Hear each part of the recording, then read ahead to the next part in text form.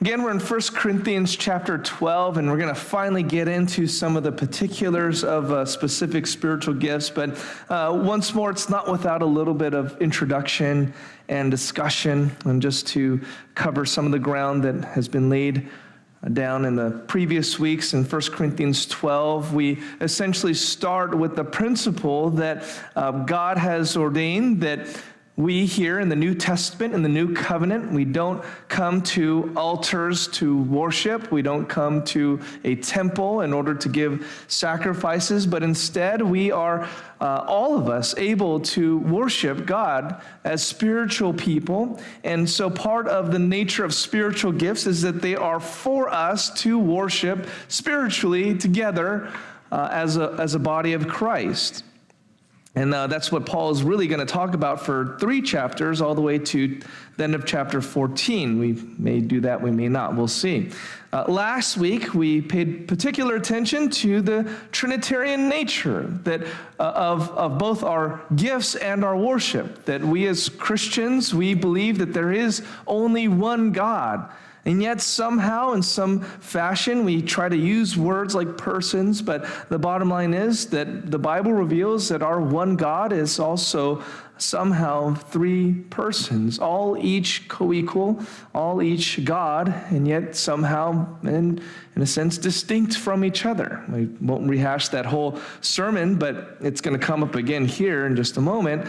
But we have been given these gifts that are very different and diverse, but all work together to serve one purpose. And we talked a little bit about how that also reflects that in God there is this diversity, you could say, of persons, and yet there's a fundamental unity, a oneness within the Godhead, which we, in using our gifts, start to become more and more like, though we are very diverse as a people.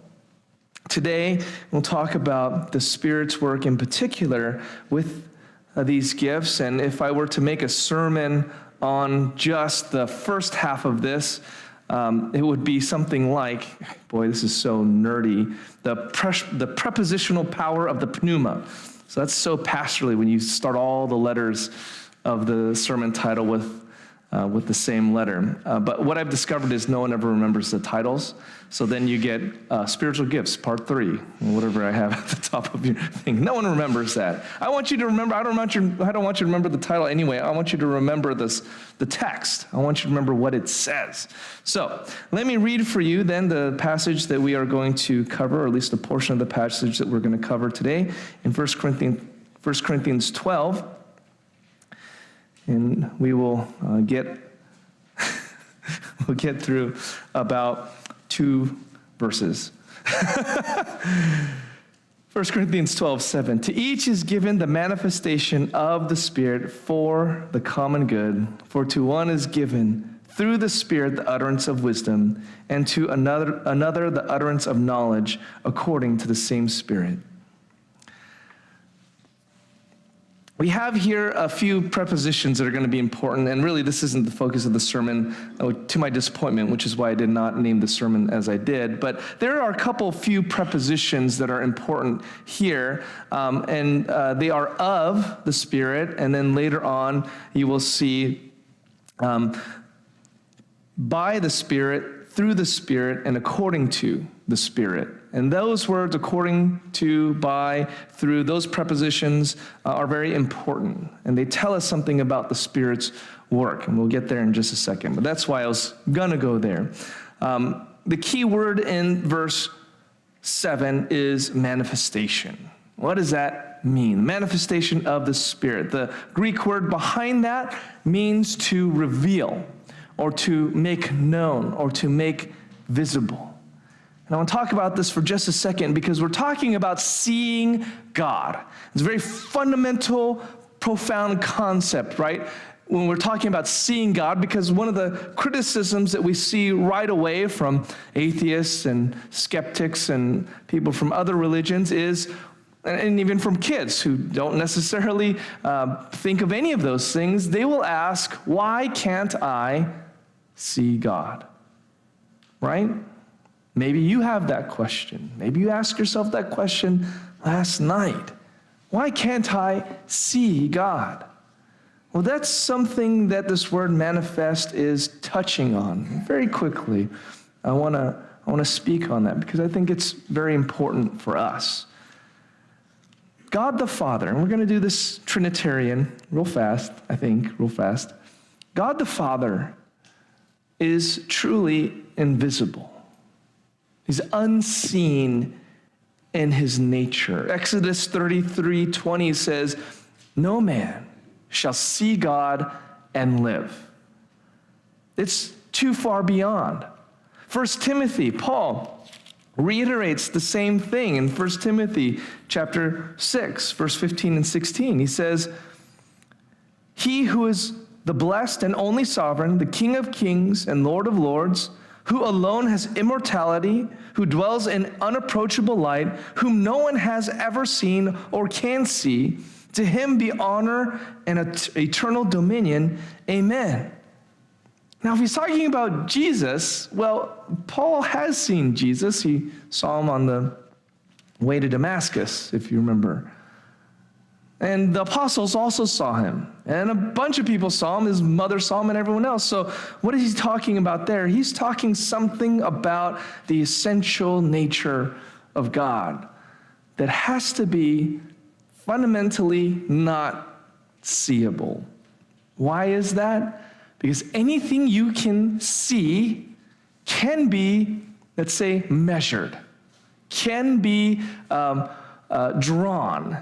It can be described, like when someone's committed a crime, and they say, describe the suspect, right? If you can see it, then it is something that is constrained to even the light waves, of the creation. If you're familiar with, how light works. Like if you can see it, you can constrain it. It's finite now. See the problem with being able to see God is to say something about God that you don't want to say about God. It's constraining to him. You can see things like his glory, and even in that passage, no one can see God and live. What God does for Moses is sort of allows him to see the tail end of his glory, his back, something like that. It's picture language, sort of like the poetry, but it's not like he could actually see him. And that's actually the point of the first few commandments, like, you shall have no other gods before me, and you shall not make for yourself any graven image. Why? Because you're saying that God is like something we can see and hold and touch. You can't do that. Then God is now just something that can be reduced to a comprehensible, measurable. You can do experiments and all kinds of things on it. That's not God. You don't want a God that you can see. On the other hand, at the same time, God the Son in his humanity became to us God in the flesh. And the Apostle John would say, and we talked about this last week, in 1 John chapter 1, verse 1, that which we have heard, which we've seen with our eyes, which we looked upon and have touched with our hands concerning the word of life, the life was made manifest. Same idea there. We saw it. We testified to it. We proclaim it to you. So now John is saying, but God somehow you can see. You can touch. You can hear him. Hebrews 1:3, similar idea. We said this last time, that Jesus, being the second person of the triune Godhead, completely God, but also completely man, in his humanity, we could see God. Now, it's a mystery still. I mean, I don't claim to know how exactly that was possible, that all the fullness of divinity was in this human body. If you've ever heard the theological kind of phrase, it's called the kenosis. It's just somehow that God, by adding humanity to himself, became lower than he is. It's what Hebrews talks about in other passages. It's a weird thought, like some call it addition or subtraction by addition, that when you add humanity to deity, it it brought him down to us without taking away from his humanity. I know this is like big concepts, but really all I'm trying to say is that in Christ, we do somehow see God as God has put on flesh. John 1:18 says this. John 1:18. No one has ever seen God, the only God who is at the Father's side. He has made him known, seen, visible, manifest. Now, this was necessary because in order for Jesus to be that perfect sin sacrifice for us, he needed to be fully God and fully man, but it's not a thing that we can just wrap our minds around. But yes, second person of the Trinity, God, we do see him, at least the humanity of him, which is inseparable from his deity. Similarly, God the Spirit's work is such that in us, people can see God.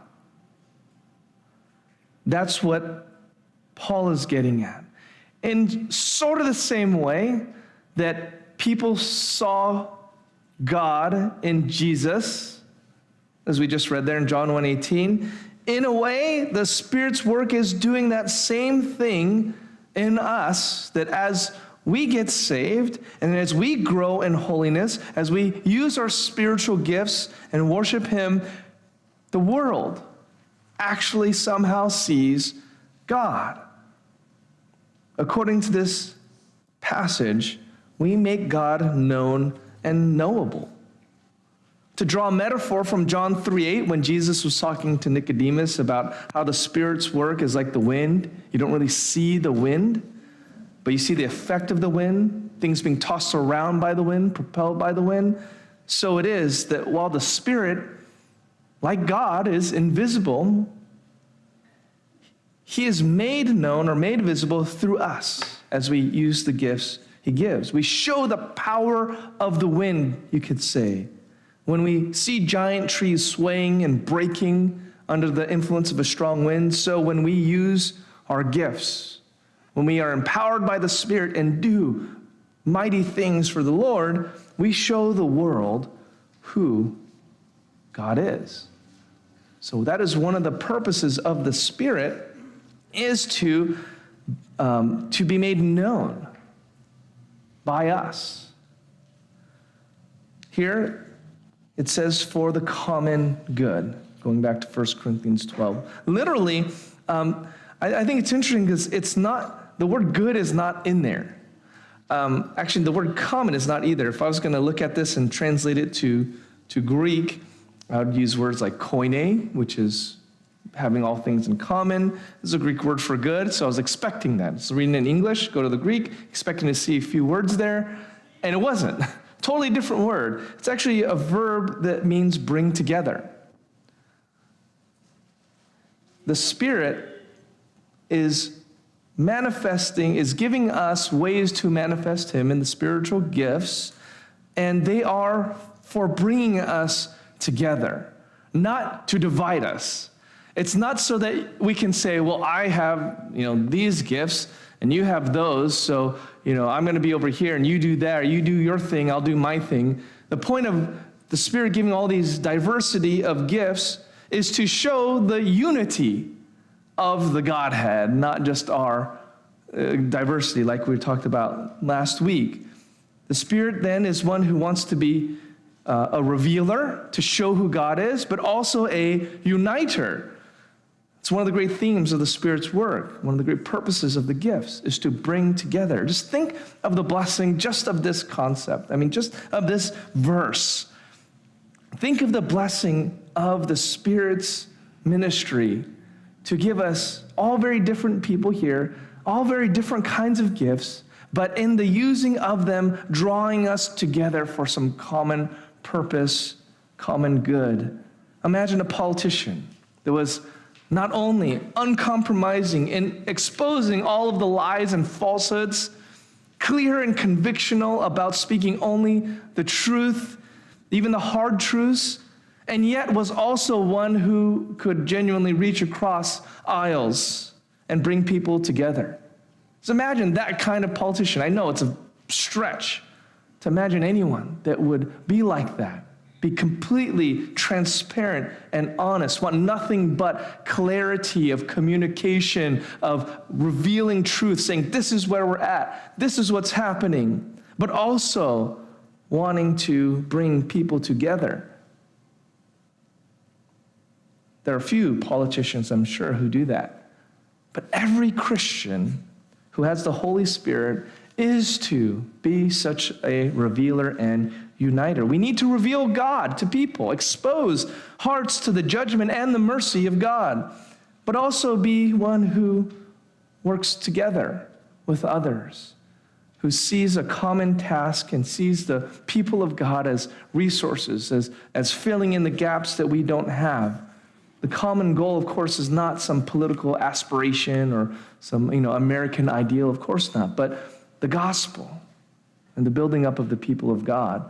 The Holy Spirit's work in spiritual gifts is incredible and amazing because it is exactly that kind of mission to tell the truth to a lot of different kinds of people and equip them to go and serve and do what they need to do, but under one united banner and goal. You'd love to see that in any country, let alone our country, but I don't think it's possible apart from the Spirit's work. Now we come to the prepositions here.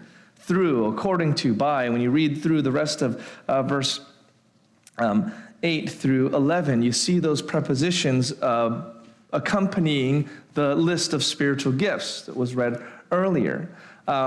They're functioning in very similar ways. According to, through, by, is saying that the Spirit is the one who is the conduit for delivering these gifts. But he's not just the FedEx guy dropping off packages. FedEx guy has no control over who gets what or why. They're just the messenger, so to speak. They're just delivering the package. That is not the Spirit. The Spirit is not only the one who does give the gifts, he's the one choosing them. And he chooses them deliberately to equip us according to a plan that builds together one body, one goal. He's the one that determines who gets what and how much. That's his prerogative. When we see those prepositions, through, according to, by, that is to say that it is not up to me. Maybe I wish I could have had this spiritual gift, but God in his wisdom did not give me that. Maybe I wish I was in this circumstance or situation of life, but that's not where God has put me. Wherever you are, this is a basic thing about really just about God in general, that he is sovereign over everything and he's bringing it to some good purpose. So wherever you are, even now, as you sit here, that's a place that God wanted you to be. And the question is then, what are you doing with the circumstances and the time and the resources and the gifts that God has given to serve him? Because really, this is also another, just because of God's sovereignty, you're never in a situation where you cannot honor the Lord. Because God is the one who put you there, not to fail. God is the one who put you there to prosper, to honor him. So no matter where you are in life right now, you are never in a place where you cannot make some kind of choice to honor the Lord in an action or an attitude or a word. That's a very hopeful thing because it's saying wherever you are, you can be pleasing to him. That is what is insinuated, implied by these prepositions, that this is the Spirit's divine appointment and providence to give you exactly these things. And that's what's reiterated in verse 11. All these are empowered by one and the same Spirit who apportions to each one individually as he wills. You can say that about everything in our lives. Now, this list of gifts, we're just going to get to 2 today. The list of gifts here isn't significant so much for I'm very cautious now about doing spiritual gift sermons because I know for some of you, maybe a lot of you who grew up in churches, when we talk about spiritual gifts, you probably have like the inventory system where you took a test and it spit out you're an encourager or teacher, right? For some of you, that is what you're thinking of is spiritual gift tests, and there's categories of them, and it's almost scientific how it's approached. Some of you have no idea what I'm talking about because you didn't grow up going to church your whole life. Some of you, a lot of this Christianity stuff is news. So I'm going to try and take the Bible for what it says.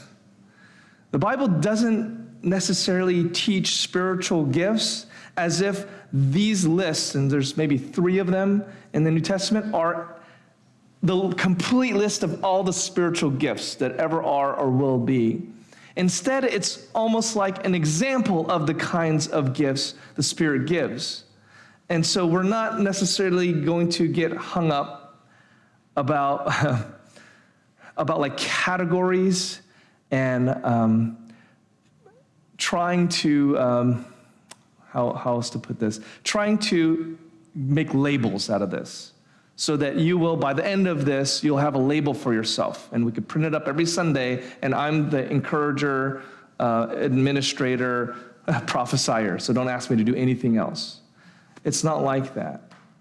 In fact, think of it less like, here's a list of gifts, figure out which ones apply to you, but no matter what gifts you have or don't have, they're all important and fit together into one whole.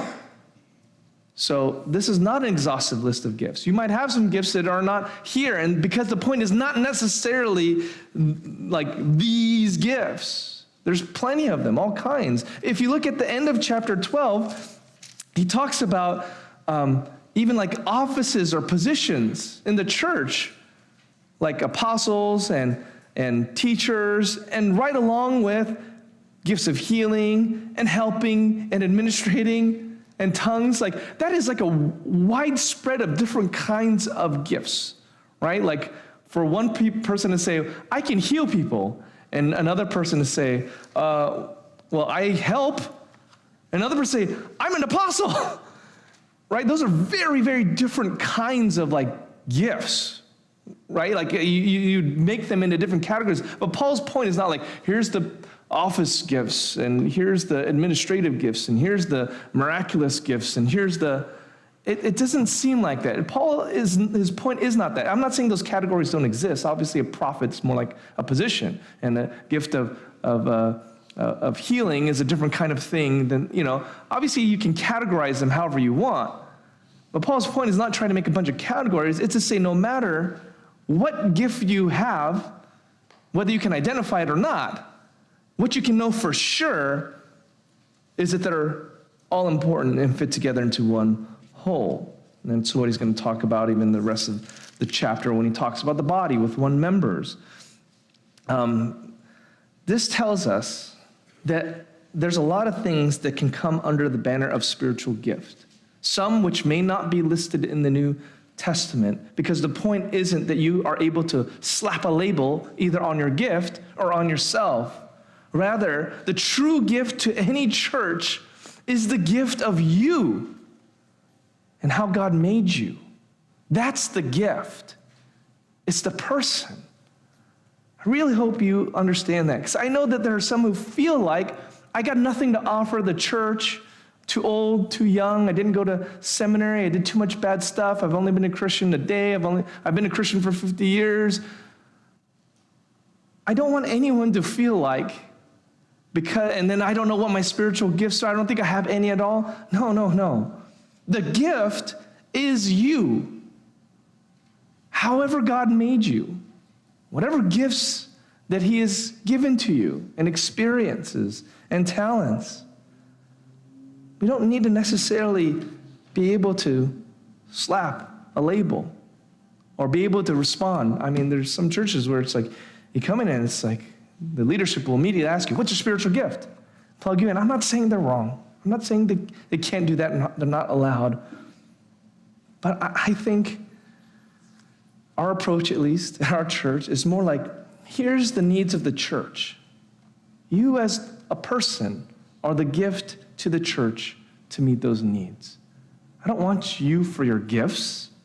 I want you for you. So, we're going to go through this list, but understand there's so many shades of this. I think one way that it was put to me is that, you can think of all these gifts like a painter's palette, and you might find that a number of these apply to you, some in smaller measure, some in greater measure, and it'd be like a painter maybe making a painting that has more red than blue, painting you with more of one spiritual gift than another. But likely we are kind of a mix, an individual portrait of a lot of these gifts, but just in different strength, in different measure. It's not just like you're just one. Well, maybe someone is. You see those really abstract paintings that are just like yellow? Maybe one of you are just yellow. That's all it is that you do. But those paintings are weird. Like, how did you... That's the kind of stuff makes you think this whole art thing is a scam, because like my kid could have done that. But no, you don't understand. I'm sorry, I'm getting sidetracked. But like the paintings that, now someone that's into art is gonna get mad at me. I'll stop right there. I was gonna say something else. But you know what I mean though, right? Like, not normal. A lot of paintings, I'll make a judgment statement. They're a mix of colors, right? And so it's likely that we're a mix of these things. That's the point. It's our individualness in these things. Got sidetracked here. All right. So, one more comment to make before we get into this. And this will go a little bit faster, I think, maybe. Is a lot of the gifts, and we'll see today, this is true, are also things that you're supposed to do. They're commands, or they're part of the Christian life anyway. So, like helps, or, I mentioned that earlier at the end of chapter 12, there mentions the gift of helps. Like, can't help you, that's not my spiritual gift. No, like everybody helps. Some people are attuned to that, I suppose, and we might get to that later, but you understand, like it's half of these are like things you are supposed to do anyway, regardless of your gifting. So what does that tell you about these gifts, right? Again, having the right perspective of this is going to help. All right, we got two gifts we're going to cover today, the word of wisdom and the word of knowledge.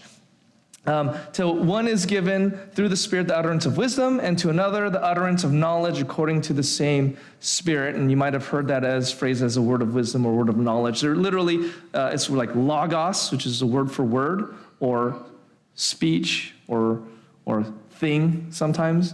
But here it means almost certainly a spoken thing. So it's why it goes with utterance in the ESV. Word of wisdom, word of knowledge. So we're going to key in on these ideas of wisdom and knowledge as like a spiritual gift. Now, these are paired together because they're similar or complementary. And I want to start off by saying what this is not, right? This is not a revelatory gift or a prophetic gift. And we know that because in 1 Corinthians 14:6, all right, if you want to turn there real fast, Paul says in 1 Corinthians 14:6, now, brothers, if I come to you speaking in tongues, how will I benefit you unless I bring you some revelation or knowledge or prophecy or teaching? So that seems to suggest that those are four different kinds of utterances or speech: revelation, knowledge, prophecy, and teaching. They're distinct from each other. So what the word of wisdom or word of knowledge is not is a revelatory gift, and I'll explain that in a second, or a prophetic gift.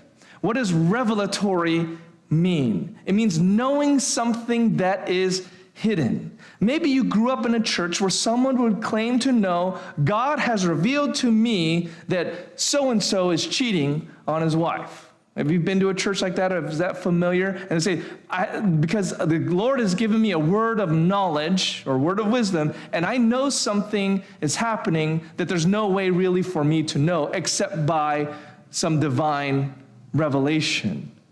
Well, Paul is seeming to think that knowledge is something different than revelation, because in, again, 1 Corinthians 14:6, those are separate kinds of things. So when this passage gets used to justify that kind of thing, I'm skeptical. You may have, I've mentioned this because you may have grown up in a tradition where the Lord has given me a word of knowledge, and I know that, let's say that this high school teenage boy is looking at pornography.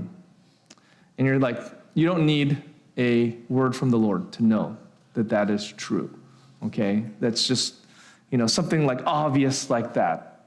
I think that it's very dangerous to have that idea or sense that God gives that kind of knowledge to a person, because I've seen more abuses of it than benefits. I had a friend who said that this couple was sort of helping them or counseling them in their marriage, and then this couple said, the Lord told us that, you need to buy us a house, and that's going to help out your marriage or something.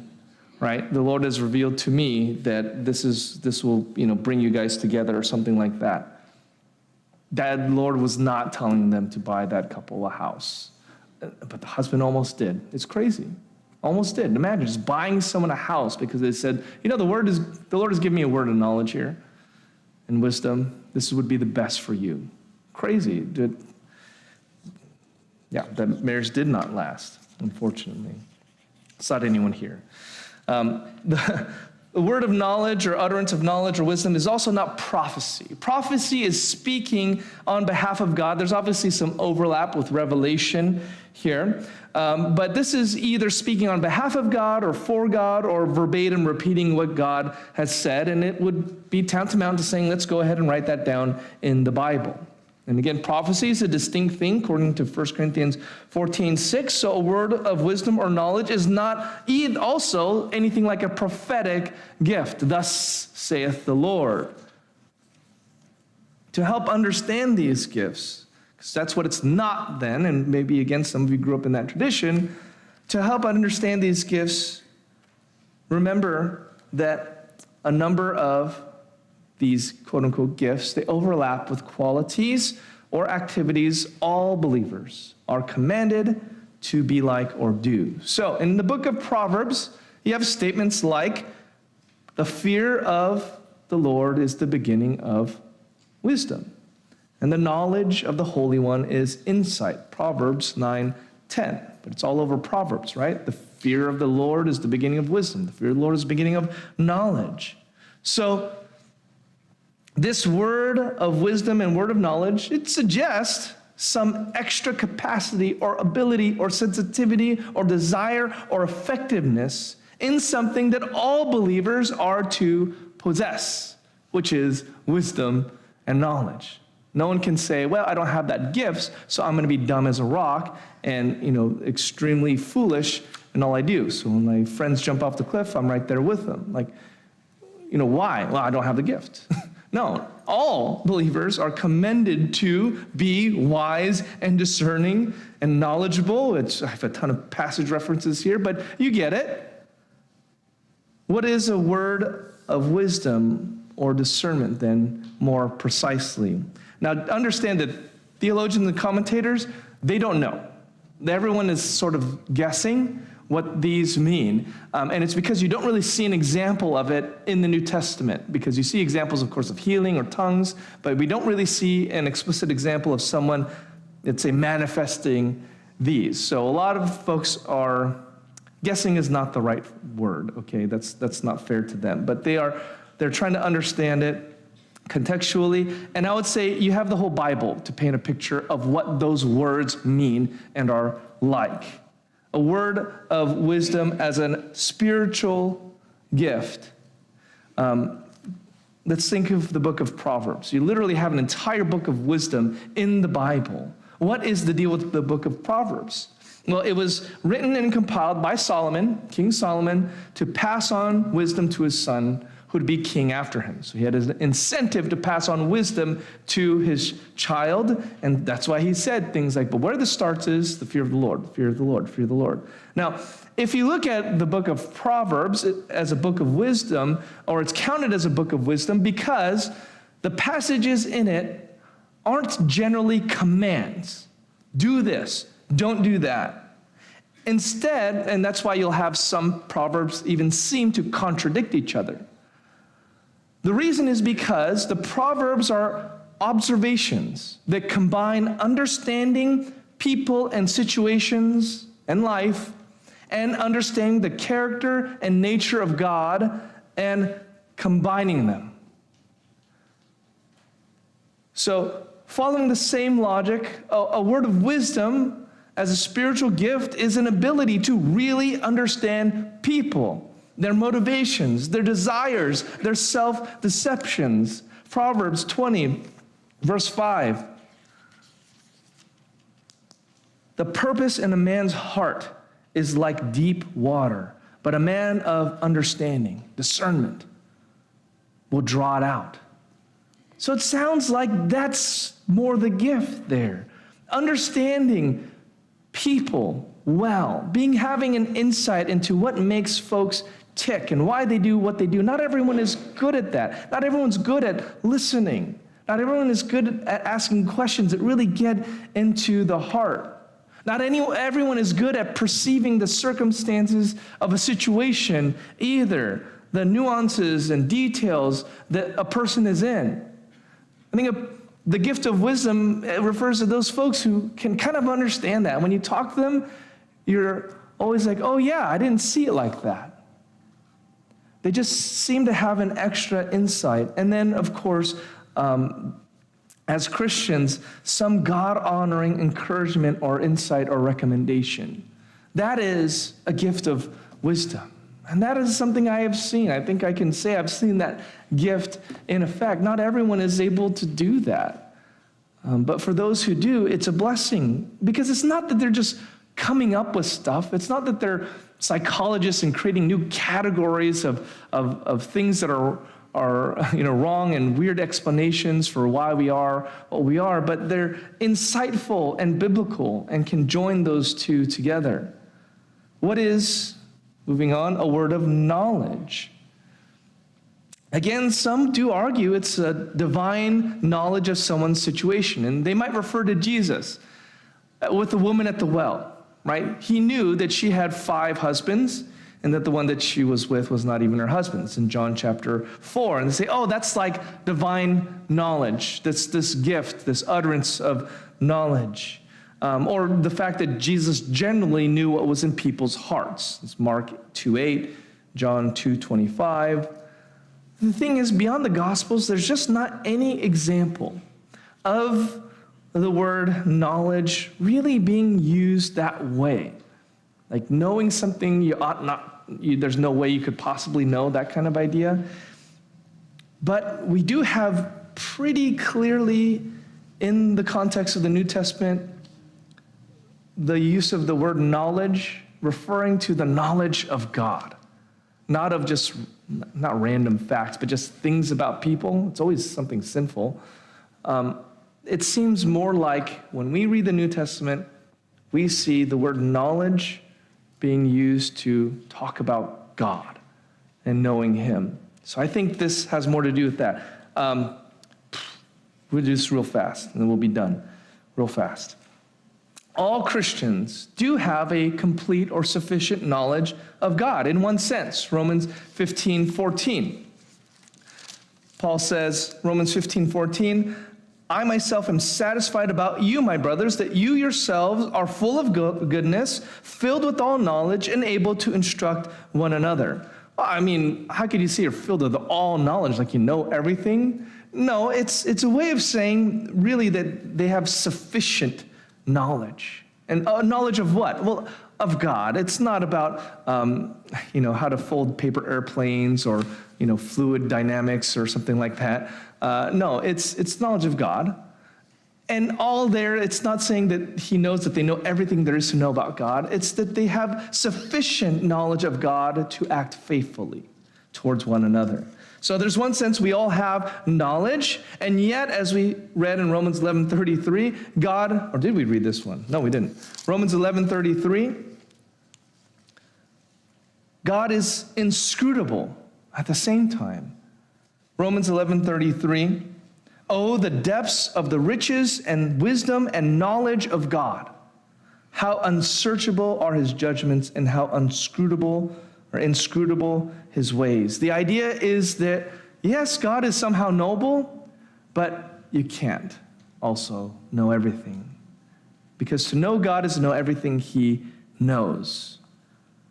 So God is unknowable. And that's sort of the same as that unseeable thing we talked about at the beginning, that you can't see God. There's a similar kind of vibe there that you imagine if you could know everything about God or know everything that God knows. What would that say about God?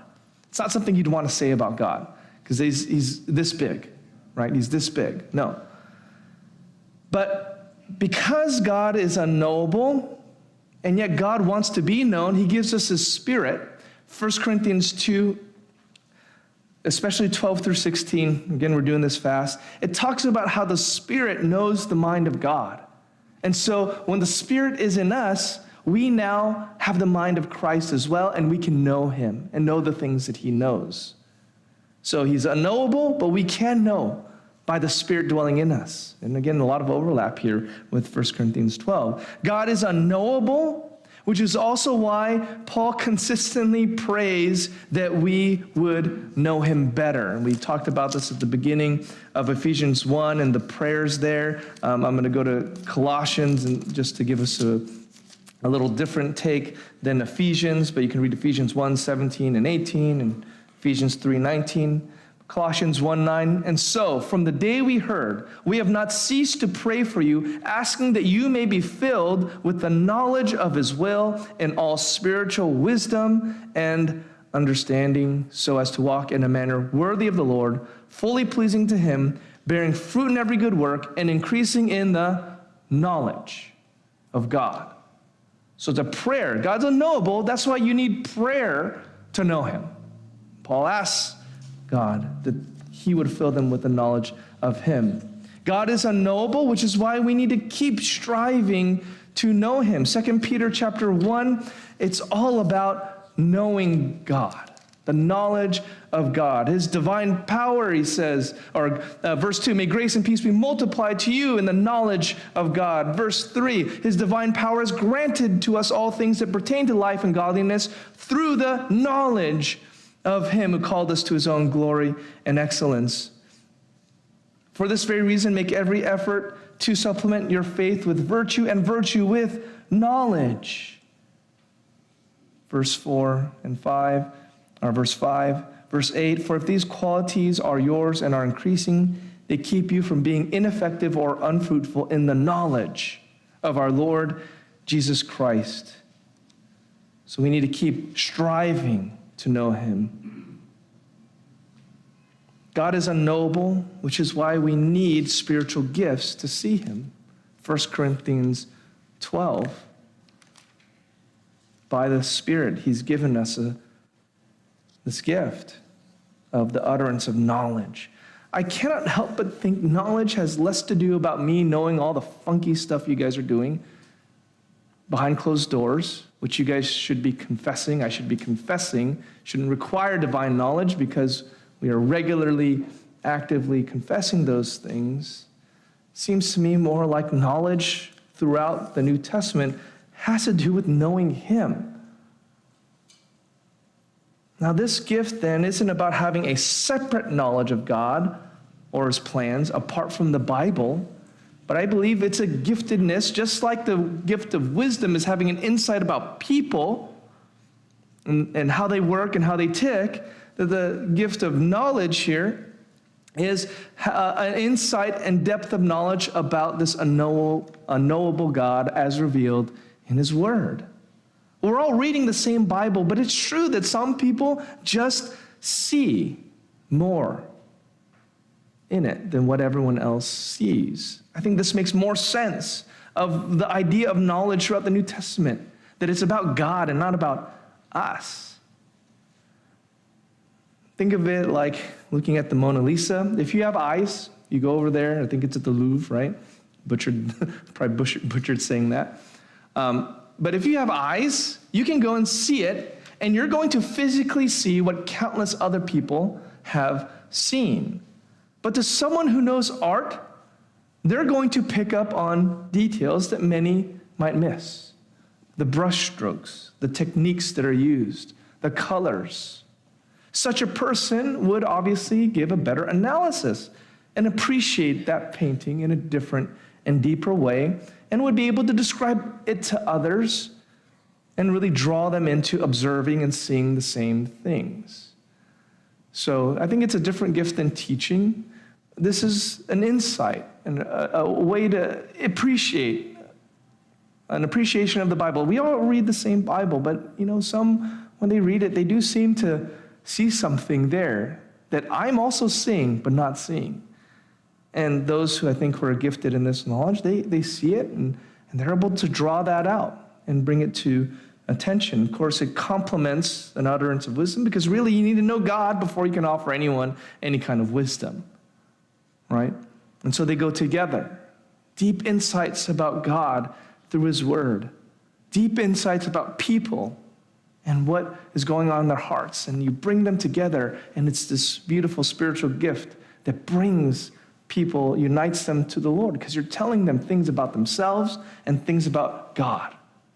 And that's like a very basic dynamic to church and church life and bringing us together.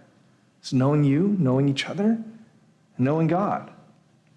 So those are the first two gifts there in the list. We'll get to the rest, Lord willing, as they come. If you are a Christian this morning, I hope there's some encouragement in something I said. I hope that you can see in some small measure some of these gifts. There are some gifts where Paul even says, like, you can work at them and grow better at them. If you think this is a gift that you possibly is some measure yours, work at it. If you don't think this is a gift of yours, but something of what I said sounds like, well, I'd like to grow in that, I don't think just because you don't have a gift for something doesn't mean you can't work at it. That's what I'm really trying to avoid talking about spiritual gifts, because there can be kind of like if that's not my gift, I shouldn't even bother try, like growing in that. And I just don't think that gets the attitude or idea that you are the gift, right? That you are the gift and that you happen to be able to do these number of things. But why wouldn't you cultivate yourself and grow in the Lord?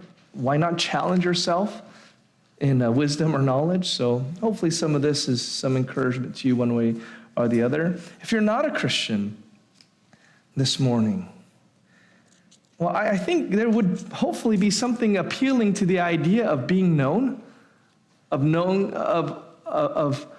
knowing people, and that being here this morning, if you're not a Christian, you'd be willing to be known. And for someone to perhaps have an insight about what's going on. I usually give a pitch about, coming to, know Jesus and getting, putting your faith and trust and getting saved here. But this morning I just switched it up a little bit. Same general idea, don't get me wrong. But if you're here as a visitor and you're not a Christian, talk to someone here, let them know you. God has gifted some people here with that insight to be able to draw out to you the things that are going on in your heart and your life. I think that if someone is able to exercise that gift to you, you will see God.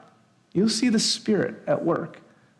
And you might even realize that God, in his infinite mercy and grace, has made you just the way you are, and wants and desires for you not to use your life apart from him, spend it apart from him, both in what you're doing now, but also in eternity future. So again, just more simple pitch maybe this morning. Let yourself be known by someone. If you're not a Christian this morning, let's talk to someone. Let them ask questions about who you are, and see if you won't see God in it.